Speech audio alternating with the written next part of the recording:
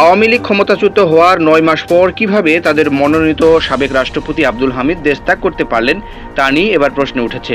এই অবস্থায় অন্তর্বর্তী সরকারের উপদেষ্টাদের দায় দেখছেন অনেকেই। অনেকে দোষারোপ করছেন আইন উপদেষ্টা আসিফ নজরুলের ভূমিকা নিয়ে।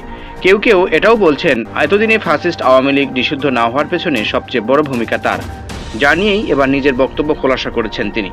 শুক্রবার ফেসবুকে দীর্ঘ এক পোস্ট দিয়েছেন অধ্যাপক আসিফ নজরুল, যেখানে আওয়ামী লীগ নিষিদ্ধের ব্যাপারে নিজের অবস্থান পরিষ্কার করেছেন তিনি। সেই সঙ্গে এটাও জানিয়েছেন আওয়ামী লীগের নিষিদ্ধের বিষয়ে উপদেষ্টা পরিষদের দ্বিমত নেই।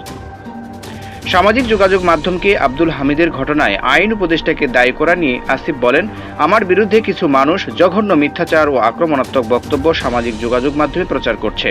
আমি আপনাদের সুস্পষ্টভাবে জানাতে চাই, খুনের মামলার আসামি সাবেক রাষ্ট্রপতি আব্দুল হামিদের বিদেশ গমনে বাধা দেওয়ার দায়িত্ব পুলিশ ও গোয়েন্দা এজেন্সিগুলোর।